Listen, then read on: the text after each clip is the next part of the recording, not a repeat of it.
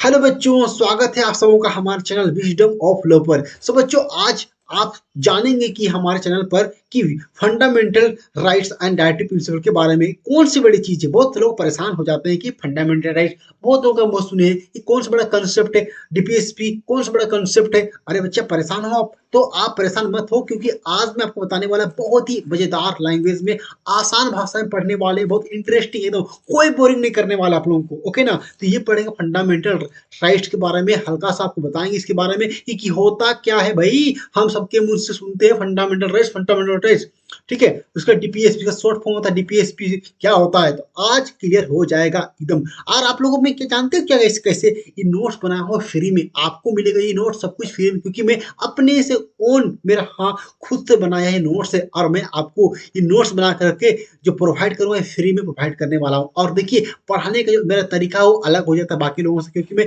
सब की वर्ड्स को मैं क्या कर दिया हूँ, अंडरलाइनिंग कर दिया हूँ, ताकि आप जल्दी से हर चीज को याद कर पाओगे ऐसा, ठीक है। और बहुत ही फनी वे में पढ़ाने वाला हूँ, एकदम मजेदार वे में, इसलिए आप लोग बोरिंग नहीं होइएगा एकदम, ठीक है। वो थोड़ा सा टॉपिक एकदम है, थोड़ा सा बस हम लोग वेट करिएगा, पूरा आखिर तक देखिए, वीडियो तक पूरा कंसेप्ट क्लियर कर दूंगा मेरे बच्चे यहाँ आप सब लोगों को। ओके ना? देखिए, यहाँ पे जो है आप लोग पॉइंट पॉइंट में आपको समझाया, ताकि आपको पॉइंट पॉइंट में आराम से समझ में आए। तो चलिए वीडियो को शुरू करते हैं, ज्यादा बकवास नहीं करते हैं, ठीक है ना। जल्दी जल्दी शुरू करते हैं। ओके, देखिए हम लोग आज पढ़ेंगे फंडामेंटल राइट्स, फंडामेंटल ड्यूटीज। इसका जो नोट्स है आपको किसे मिलेगा, ये आपको नोट्स बच्चे आपको जो मिलेगा टेलीग्राम चैनल पर, आप फ्री में डाउनलोड कर सकते हैं। मैं खुद इसका नोट्स प्रोवाइड कर रहा हूँ फ्री में, ताकि हर बच्चे को प्रॉब्लम होता है कि नोट चाहिए सर, नोट चाहिए सर, ठीक है। तो ये सब कुछ फ्री में मिलेगा आपको। इंस्टाग्राम है, कमेंट कीजिएगा वहां पर फॉलो कर सकते हैं कामेश22 करके। वीडियो के डिस्क्रिप्शन के नीचे लिंक दिया गया है, आप फॉलो कर सकते हैं। और टेलीग्राम चैनल का भी लिंक है, फॉलो कर लो और चैनल को लाइक भी कर दो। सिर्फ मेरा एक ही डिमांड है बच्चे, क्या करना है आपको, वीडियो को लाइक करना है, शेयर करना है और चैनल को सब्सक्राइब करना है।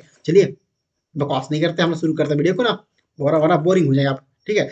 चलिए हम लोग बात करते हैं फंडामेंटल राइट्स के बारे में। देखिए दोस्तों, फंडामेंटल राइट्स मतलब कि आपको जो है ये राइट्स के बारे में, आपके अधिकार के बारे में बात करते हैं। आपने सुना होगा फंडामेंटल राइट्स, लेकिन ये चीज है क्या, आज मैं आपको बता देने वाला हूँ। देखिए ये क्या होता है, हमारा इंडियन कॉन्स्टिट्यूशन में दिया हुआ फंडामेंटल राइट्स। हर एक व्यक्ति, हर एक ह्यूमन बीइंग जो है, ह्यूमन जैसे कि हम एक व्यक्ति हैं, तो हमें अगर इस समाज में रहना है, ठीक है, तो उसके लिए हमारे पास एक फंडामेंटल राइट्स होना चाहिए, जो कि एक जो जन्मजात, ठीक है, ये है बर्थ राइट कह सकते हैं आप इसको, ये इसको इनहेरेंट इनहेरेंट राइट कह सकते हैं, इनहेरेंट राइट जो आपको बचपन से मिला। अगर ये राइट यदि आपके पास नहीं होता है, तो आप जो है क्या करते हैं, इस समाज में, इस सोसाइटी में एग्जिस्ट कर ही नहीं सकते हैं, आप अस्तित्व में आ ही नहीं सकते, आप रह ही नहीं सकते हो। क्योंकि अगर आपको अपने जीवन का जो पर्पस है, उद्देश्य है, उसको पूरा करने के लिए कौन, ये फंडामेंटल राइट्स जो है वो क्या करता है, आपको मदद करता है। ओके, ये तो बेसिक इंट्रोडक्शन हो गया ये मेरी तरफ से।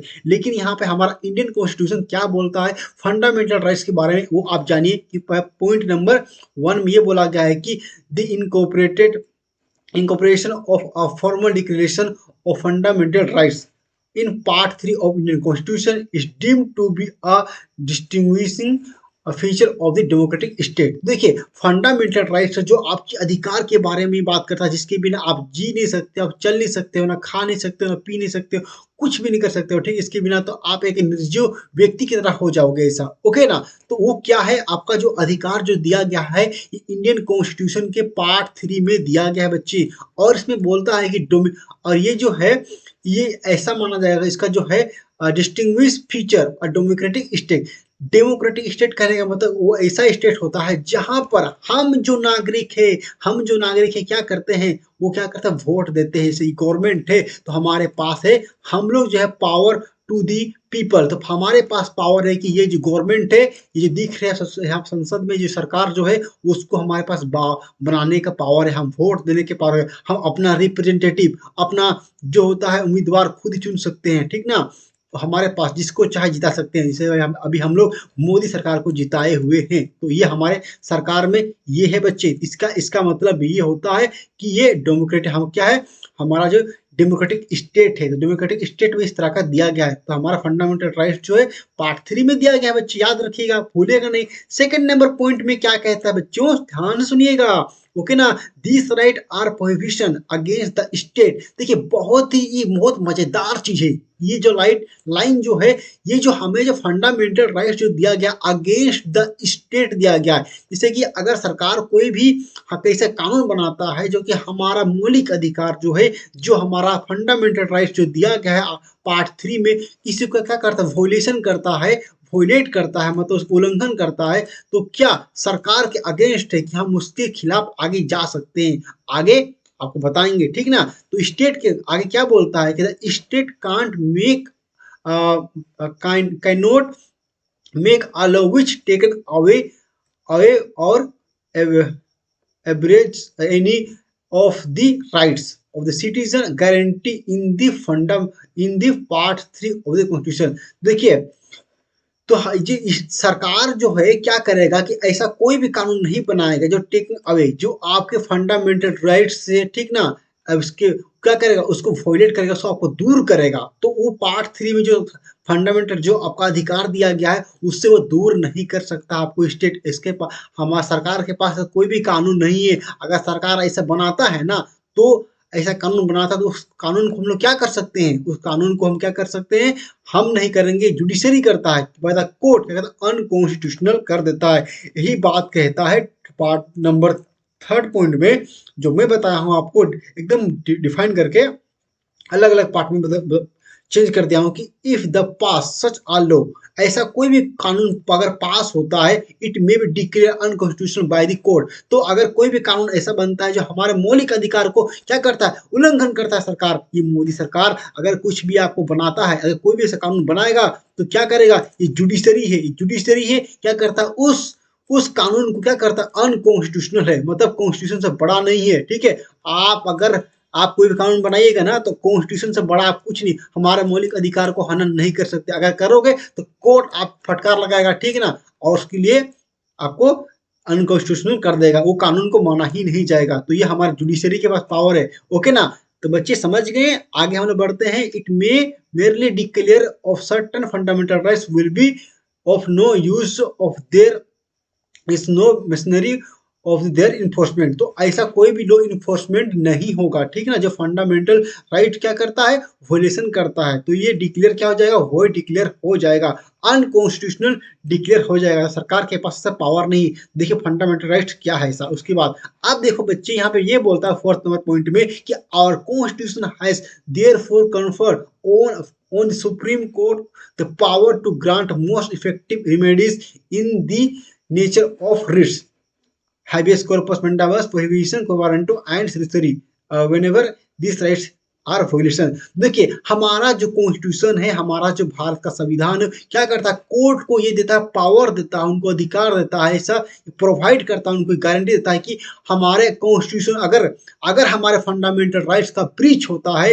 अगर उसको कोई उल्लंघन करता है, तो उसके एक रेमेडी के लिए हम लोग, जो कोर्ट होता है क्या करता है, वो 5 तरह का रिट जारी करता है। रिट जो होता है एक रिटन डॉक्यूमेंट होता है जो कि कोर्ट के तरफ से भेजा जाता है। जो भी व्यक्ति आपको फंडामेंटल राइट्स को अगर ब्रीच करता है, चाहे वो प्राइवेट पर्सन हो, चाहे वो क्या करते हैं, वो पब्लिक, वो प्राइवेट हो, चाहे कोई पब्लिक अथॉरिटी हो, ओके ना। जैसे हाइबियस कॉर्पस ये क्या है, एक रिट से, जैसे ये अपने ये रिट से, ये 5 रिट से, ठीक है ना, 5 रिट से जारी करके उसका क्या करता है, फंडामेंटल राइट्स का रक्षा करता है उस तरह से, ओके ना। अगर कोई भी किसी भी तरह का राइट का वोल्यूशन होता है तो सरकार जो कोर्ट हमें बचाता है फंडामेंटल राइट्स, इसका बेसिक इंट्रोडक्शन दे रहे हैं, ओके। तो 6वां नंबर पॉइंट में क्या बोलता है बाबू लोग, ध्यान सुनना कि it must be however, it must however it may be clear understood that fundamental rights are not absolute right। तो देखिए फंडामेंटल राइट जो वो absolute right नहीं, मतलब वो आपको हर समय हर चीज नहीं मिलेगा, they are subjected to certain instruction. तो फंडामेंटल राइट जो एब्सोल्यूट राइट नहीं है, देखिए मैं एक एक पॉइंट को क्या करता हूँ, ये मैं आपको कलर कर दिया हूँ, एकदम पूरा हाईलाइट कर दिया हूँ ताकि आपको समझ में आए। आप लोग नोट्स में रखिएगा कि फंडामेंटल राइट जो है एब्सोल्यूट नहीं है। जैसे कि मान लीजिए कोरोना भी हुआ था, हमारे पास फंडामेंटल राइट्स था कि हम right of freedom to move any whole India in any territory, ठीक है, हम लोग इंडिया में कहीं भी घूम सकते थे। लेकिन फंडामेंटल राइट्स क्या हुआ था उस समय, क्या हुआ, कुछ समय के लिए स्टे लगा दिया था, उस पर रोक लगा दिया गया था, तो रोक दिया गया था। तो वो एब्सोल्यूट नहीं है कि जरूरी नहीं है कि आपको फंडामेंटल राइट्स है तो कुछ राइट्स आपको हमेशा दिया जाएगा, वो नहीं दिया जाएगा बाबू लोग। इसीलिए क्या करना है आप लोग को, यही समझ लीजिए, ये फंडामेंटल राइट जो एब्सोल्यूट राइट नहीं है। और ये जो रिस्ट्रिक्शन जो लगाएगा वो सर्टेन कौन लगाएगा, ये आप पर रोक कौन लगाएगा, वो सरकार ही आपको लगाएगा। जो अथॉरिटी होता है सरकारी आप पे लगाता है, क्यों, आपको बचाने के लिए। कोरोना में आप लोग बचे, आपको बचाने का, अपने हेल्थ के लिए बात आता है, ऐसा नहीं कि हर जगह लगा सकता है। ओके, तो उसके लिए भी क्या करेगा, ये आपको रोक लगाएगा, लेकिन रीजनेबल रोक लगाएगा उसमें, ठीक है। ये पब्लिक समझ गए आप लोग। छठवां नंबर पॉइंट क्लियर हो गया बाबू लोग। अब हम लोग आगे बढ़ते हैं बच्चों अलग, ठीक है, एकदम आगे बढ़ते हैं। नेक्स्ट हमारा पॉइंट है 7 नंबर पॉइंट भी जो होता है एकदम मस्त वाला पॉइंट एकदम, ठीक है। This our constitution tries to strike and balance between the individual liberty and the society interest. देखिए हमारा कॉन्स्टिट्यूशन जो क्या करता है, ट्राई करता है, तो ट्राई टू स्ट्राइक बैलेंस, एक अच्छा रिलेशन बनाता है। बैलेंस एक क्या बनाता है, एक इंडिविजुअल को भी बचाता है, ठीक है, इंडिविजुअल लिबर्टी को भी क्या करता है, एक मतलब एक व्यक्तिगत रूप से उनका उनका जो राइट्स होता है उसको बचाता है। ऐसा नहीं कि उसका राइट को ध्यान देता। तो ये कॉन्स्टिट्यूशन जो है क्या करता है, हमारे जो राइट्स को बचाता है। इसीलिए इसमें जो लगाते हैं, जो हम लोग इसमें रोक लगा रहे हैं, इसलिए लगा रहे हैं ताकि हमारे सोसाइटी में किसी तरह का अगर कोई अगर इसे अगर ऐसा हो जाता है कि सोसाइटी को खतरा है, जैसे कोरोना आया था तो खतरा था, तो इसीलिए हमारा राइट्स को भी ध्यान में रखते हुए हर राइट्स को वोलेट नहीं करेगा, हर राइट्स पे क्या करेगा, वो रिस्ट्रैक्ट नहीं लगा, उसको रोक नहीं लगाएगा। तो बैलेंस करना जरूरी है सोशल इंटरेस्ट के लिए, सोशल सामाजिक कल्याण के लिए, सोशल इंटरेस्ट के लिए क्या उसको बजाना पड़ेगा, दोनों को ध्यान में रखना पड़ता है। तो इसीलिए फंडामेंटल राइट्स है। अब देखो बात करते हैं बच्चे लोग क्या करते हैं, ये जो फंडामेंटल राइट्स जो दिया गया है, ठीक है ना, हम लोग जो लिए हैं हमारे कॉन्स्टिट्यूशन में शामिल किए, तो this idea of incorporating a bill of right has been taken from the constitution of the United Nation. तो हमारा जो फंडामेंटल राइट्स जो है कहाँ से लिया गया है, वो यूनाइटेड नेशन से लिया गया है। तो ये एग्जाम में आपसे पूछेगा। तो बच्चे लोग आप समझ जाइए कि जो पॉइंट यहाँ बताए हैं ये बहुत ही आसान भाषा में बचाए हैं, आप लोग को समझे ना। तो क्या करना है, आप लोग इसको पॉइंट कर नोट करना है आपको, अच्छे से अपने कॉपी में लिख लीजिए सबको, ओके ना। तो नोट तो फ्री में मिल जाएगा। तो ये क्या मिला था, ये देखिए हमें फंडामेंटल राइट्स लिए थे, यूनाइटेड नेशन से लिए थी। क्वेश्चन सब पूछता है आप लोग, ठीक है। तो आप क्या क्वेश्चन पूछ सकता है कि फंडामेंटल राइट्स एब्सोल्यूट राइट्स, क्या फंडामेंटल राइट जो एब्सोल्यूट है, तो इसका जवाब यस और नो में आएगा। तो क्या करना, नो करना है आपको, ठीक है ना। ओके, इसी तरह से ध्यान में रखना आप लोग को। देखिए फंडा, अभी हम लोग आर्टिकल को नहीं पढ़ रहे हैं, ठीक है। आर्टिकल जो है हमारा जो फंडामेंटल राइट जो दिया गया है वो क्या आर्टिकल 12 से 35 तक दिया हुआ है, ठीक है ना। आर्टिकल 12 से 35 तक है। तो देखिए हमारा जैसे कि और 6 तरह के आपको मौलिक अधिकार होते हैं। Fundamental right, right to equality, article 14 से 18 डिस्कस करता है। फिर सेकंड नंबर में आता है राइट टू फ्रीडम, आर्टिकल 90 से 22 बात करता है ऐसा।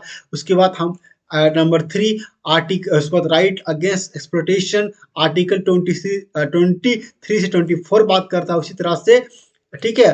Fourth number right to freedom of religion जो है आर्टिकल 25 से 28 बात करता है उसी तरह से। कल्चर एंड एजुकेशनल राइट्स जो है 5वां नंबर आर्टिकल 29 से 30 बात करता है। और उसी तरह से राइट टू कॉन्स्टिट्यूशनल रेमेडी 30, उसके बाद 32, ठीक है, 32 बात करता है। इसी तरह से हमें पढ़ना है 6 तरह के जो राइट्स है। तो ये सब जो एक एक सेक्शन हम लोग बाद में पूरा डिटेल में पढ़ेंगे, ओके ना बच्चे। तो समझ गए बच्चे लोग आप लोग की फंडामेंटल राइट्स क्या होता है, ठीक है। समझ में नहीं आएगा तो बार बार वीडियो को रिप्ले करके आप लोग स्किप करके बार बार देख सकते हैं, कोई दिक्कत नहीं। और कोई कमेंट हो तो कमेंट कर देना बच्चा, कोई दिक्कत नहीं है, मैं हूँ आपको समझाने के लिए, ओके ना। आप तो समझ गए कि फंडामेंटल राइट्स क्या होता है। आप बताते हैं आप लोगों को कि डीपीएसपी क्या होता है। डीपीएसपी का फुल फॉर्म क्या होता है, directive principle of state policy. ये बहुत मजेदार टॉपिक है, दोनों को एक साथ इसलिए पढ़ा रहे हैं क्योंकि ये आप लोगों को दोनों को रिलेट करने में बहुत आसान होगा। तो चलिए हम लोग इसको 3 पॉइंट से, हमारे पास 5 पॉइंट है, 5 पॉइंट एकदम आसान आसान है, एकदम खत्म हो जाएगा, कोई कठिन नहीं है, सब सब्जेक्ट बहुत आसान है, ओके ना।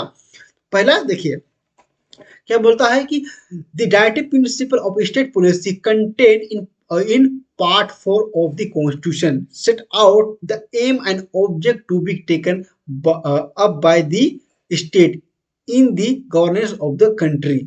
देखिए, हाँ, ये क्या आप इसका मतलब हम समझाते हैं आपको, ठीक है? आपको जो डायरेक्टिव प्रिंसिपल है सबसे पहले जानिए ये क्या है? हमारा इंडियन कॉन्स्टिट्यूशन, हमारा भारत का संविधान है पार्ट 4 में बताया गया है, उसमें शामिल किया गया है, ठीक ना? और ये सेट आउट करता है, ये बताता है इसमें सेट किया गया है ऐसा कि इसका मतलब डायरेक्टिव प्रिंसिपल जो क्या करता है, ये सरकार हमारे पास है, ठीक ना? सरकार जो रहता है, सरकार कानून कैसे बनाएगा, एक सरकार किस तरह से काम करेगा, तो सरकार को काम करने के लिए बताता है कि आपको क्या क्या काम करना है, किस तरह का कानून बनाना है, तो वो कानून बनाने के लिए भी वो सरकार कैसे जानेगा, ठीक है? तो सरकार के पास क्या होता है कि एक स्टेट का एक एम क्या होना चाहिए कि आपको लॉ बनाने पे किन किन चीजों को ध्यान रखना है, किस किस पर आपको कानून बनाना है, आपका उद्देश्य क्या, आपका ऑब्जेक्टिव क्या है कानून बनाने का। तो ये डायरेक्टिव प्रिंसिपल जो है इसमें क्या होता है, एक डॉक्यूमेंट है, ठीक है?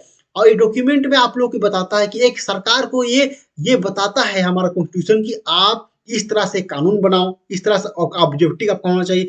क्यों? इसलिए बनाओ क्योंकि गवर्नेंस ऑफ द कंट्री की एक कंट्री जो हो आप चल पाए, तो कंट्री में किस तरह का कानून बनाना है, किस तरह का नहीं बनाना है, ओके, वो कौन बताता है? ये डायरेक्टिव प्रिंसिपल जो है बच्चे, यही बताता है कि सरकार को ये गाइड करता है कि आपको इस तरह का कानून बनाना है। तो ये पार्ट 4 में डिवाइड है, इस पर एक बड़ा आर्टिकल है, यहाँ पे देखिए मैं लास्ट में यहाँ पे बता दिया हूँ कि आर्टिकल जो है 36 से 51 तक बात करता है।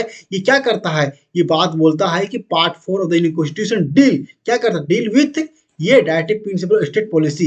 ये बताता है कि एक सरकार का कर्तव्य क्या क्या, उनका ड्यूटी क्या क्या है, उनको क्या क्या करना है, उनको समझे, सरकार का काम क्या क्या है, ये बताता है। तो फर्स्ट पॉइंट और लास्ट पॉइंट तो खत्म हो गया। अब छोटा सा टॉपिक तो बाकी है, 3 टॉपिक खत्म हो गया, 2, 3 एंड 4 खत्म हो जाएगा ये भी बच्चे एकदम। देखिए अब ये बात करते हैं कि अगर अगर unlike the two number second number point बात करते हैं, unlike the fundamental right this right are not be justiciable. अब देखिए जस्टिसेबल का मतलब क्या है ऐसा, ये ठीक है, आगे पूरा पॉइंट पढ़ लेते हैं, बहुत मजेदार थी, इसमें आपका एक ट्विस्ट आने वाला है अभी समझना, ठीक है? If the state is unable to implement any provision of part 4 no action can be brought against the state in a law of court. देखिए हमारे पास क्या है, अभी मैं रिलेट कर रहे हैं कि फंडामेंटल राइट्स जो हमको अधिकार दिया गया है हमारे इंडियन कॉन्स्टिट्यूशन में, अगर कोई भी व्यक्ति जो क्या करता है हमारे मौलिक अधिकारों को हनन करता है, तो कहाँ जा रहे हैं हम लोग, उसकी रक्षा करने के लिए कोर्ट जा रहे हैं, और कोर्ट हमें बचा रहा है कि अगर मौलिक अधिकार का कोई भी हनन करता है, चाहे सरकार करता है, तो क्या उस पर भी सरकार अगर कोई करता है तो क्या उस एक्ट को, उस कानून को वो अनकॉन्स्टिट्यूशनल कर देता है। तो हमें सरकार हमारे मौलिक अधिकारों से बचाता है।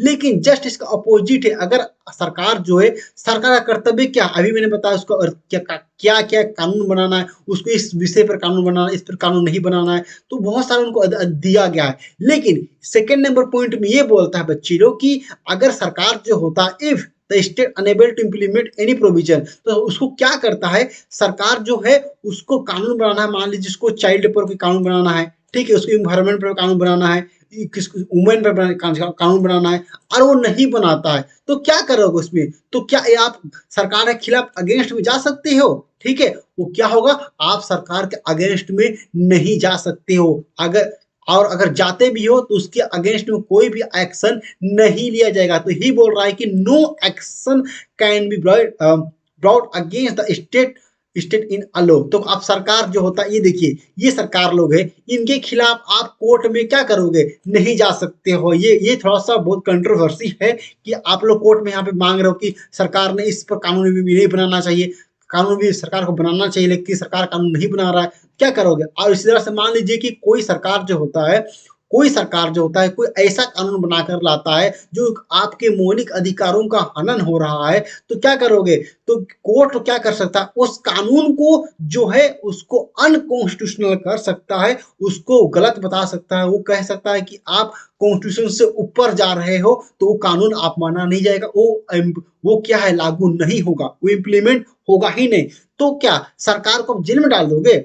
सरकार ने गलत कानून बनाया, सरकार को जाली सबको सबको जेल में अंदर करिए ऐसा, तो ये क्या करेगा? ये ऐसा नहीं हो सकता कि हम सरकार के खिलाफ जो है क्या करते हैं, केस कर सकते हैं। तो जब तक अगर आपको सरकार आपके साथ गलत करता है, सरकार हमारे साथ गलत करता है कि हमारे लिए अच्छे कानून अच्छा काम नहीं कर रहा है, तो क्या करोगे? सरकार का भी तो उपाय है ना कि अगर हमारा मौलिक अधिकारों का हनन कोई करता है तो उसको तो हम जेल में ठूस दे रहे हैं, कोई दिक्कत नहीं है, जेल में ठूस दे रहे हैं, उसको भेज दे रहे हैं। तो सरकार अगर हमारे साथ गलत करता है तो हम क्या करेंगे? तो ऐसी स्थिति में मेरे बच्चे आप जानते हैं क्या करना है? 5 साल का जो होता है चुनाव होता है, चुनाव नेक्स्ट बार जो इलेक्शन होता है उसमें क्या है, उस सरकार को हमें गिरा देना है। अरे भाई तुम काम नहीं करोगे मोदी सरकार, अगर तुम हमारे लिए अच्छे अच्छे कानून नहीं बनाओगे तो क्या करोगे? नेक्स्ट आएगा ना चुनाव में तो देख लेंगे। तो इसी तरह से हमारे पास उपाय है कि नेक्स्ट चुनाव में इन लोग को हम लोग क्या करते हैं, अपना रिप्रेजेंटेटिव इसको हम नहीं चुनते। अगर अच्छा काम करोगे हमारे सरकार के लिए, अगर हमारे लिए अच्छा काम करोगे तो वोट देंगे, अच्छा काम नहीं करोगे तो हम वोट नहीं देने वाले हैं। तो इसका उपाय यही है, लेकिन इसके खिलाफ गवर्नमेंट के खिलाफ हम लोग क्या कर सकते हैं? हम लोग नहीं ला सकते हैं, कोर्ट में केस नहीं जा सकते, अगर जाएंगे भी तो वो क्या कर रिजेक्ट हो जाएगा। बच्चे लोग समझ गए? समझ गए ना? एकदम बहुत आसान भाषा में बता रहे हैं, एकदम पूरा एकदम एकदम इजी लैंग्वेज में ऐसा, ओके ना। नेक्स्ट हम लोग बात करते हैं थर्ड नंबर पॉइंट में ऐसा, ओके ना। देखिए थर्ड नंबर पॉइंट में बच्चे यहाँ पे ये है, ओके थोड़ा ध्यान दीजिएगा, इसको मिटा लेते हैं, ओके ना, थोड़ा साफ सुथरा एकदम पूरा गंदा कर देते हैं हम भी एकदम पूरा, ओके चलो पकड़ लिया, ठीक है। अब हम लोग बात करते हैं ऐसा, the idea of welfare state and in in our constitution can only be achieved if the state endeavors to implement them with a high sense of morality. देखिए हमारा जो है क्या है, हमारा जो सरकार जो है क्या काम करना है, एक वेलफेयर स्टेट बनाना है, एक अच्छा स्टेट बनाना, एक अच्छा मतलब क्या कंट्री बनाना। स्टेट कहने का मतलब यहाँ पे कंट्री, उसको एक अच्छा कंट्री बनाना है और उनको जो एक ऐसा कानून बनाना है, इम्प्लीमेंट करना है क्या की एक हाई सेंस और मोरल, उनको एक मोरल ड्यूटी है उनका कि ऐसा, उनका एक मोरल ड्यूटी होता है, उनका सेंस है कि उनको एक अच्छा कानून बनाना है, उनका एक ऐसा, ठीक है। तो our constitution can be achieve the achieve if the state inverse the implement them with a high sense of morality. तो सरकार का क्या काम है, एक उनका मोरल ड्यूटी है, उनको उनको एक अच्छा कानून बनाना है, ऐसा काम करना है कि एक अच्छा से काम हमारा सरकार अच्छे से काम करे, वेलफेयर स्टेट बनाए, ठीक है ना। समाज सरकार जो है देश के हित के लिए काम करे, ओके ना। तो उनका एक ड्यूटी यही होता है, इस तरह की मोरल ड्यूटी उनका होता है, ओके। नेक्स्ट सबसे लास्ट पॉइंट जो है बहुत ही आसानी, तो खत्म हो गया बच्चा, एकदम पूरा भागना नहीं है। अगर अभी तक नहीं टिके हैं वीडियो में अभी तक तो प्लीज चैनल को सब्सक्राइब करके जाइएगा, बस लास्ट पॉइंट है, खत्म हो गया बच्चे, ओके ना। देखिए DPSP are borrow from the constitution of Ireland, which had copied it from the Spanish constitution. तो ये जो है क्या कहता है, हमारा जो कॉन्स्टिट्यूशन जो डीपीएसपी का जो रूल है, कहाँ से हम लोग लिए हैं, उधार लिए हैं, कैसे उसको आइडिया जो हम लिए हम लोग एयरलाइन से हम लोग लिए हैं। तो अगर आपसे कभी पूछता है कि कॉन्स्टिट्यूशन में जो डीपीएसपी जो है कहाँ से लिया गया, बोरो किया गया है, तो आप एयरलाइन आप लोग लिखेंगे, विच है जो है कहाँ से कॉपी किया गया था, ये स्पेन से हम लोग कॉपी, वो स्पेन से कॉपी किया गया था, ओके ना। तो चलिए, तो हम बच्चे लोग आप लोग समझ जाइए कि हम लोग क्या किए आज, दो चीज जो दो टॉपिक है उसको कवर कर लिए। क्या है, फंडामेंटल राइट्स, फंडामेंटल ड्यूटीज, बहुत ही आसान बच्चे में, बच्चा बहुत ही आसान बच्चे में, बहुत ही आसान लैंग्वेज में आप लोग को बताएं, ओके ना। तो चलिए, वीडियो अच्छा लगता है वीडियो को लाइक और चैनल सब्सक्राइब करना मत भूलिएगा, ओके ना। आपको टेलीग्राम पर चैनल पर क्या है इसका नोट्स मिल जाएगा, उसमें आप चेक कर दिए, टेलीग्राम में चेक करिए और इंस्टाग्राम फॉलो करना है, वीडियो को लाइक और शेयर करना है, सब्सक्राइब करना है। तो बच्चे लोग आप लोग को वीडियो कैसा लगा कमेंट में जरूर बताइएगा, और किसी टॉपिक पर आप लोग कॉन्स्टिट्यूशन पर वीडियो चाहते हो तो बताइए, मैं आपके लिए वीडियो बनाऊंगा, ओके ना। तो चलिए इस वीडियो में इतना ही, वीडियो पसंद आया तो वीडियो को लाइक करना मत भूले बच्चा लोग, ठीक है। मेरा मेहनत सिर्फ इतना ही है, ओके। तो चलिए मिलते हैं नेक्स्ट वीडियो में। जय हिंद, जय भारत। जुड़े रहे हमारे चैनल विजडम के साथ। बहुत बहुत धन्यवाद आप सभी को हमारे साथ जुड़ने के लिए। बाय बाय, ओके, चलिए बाय।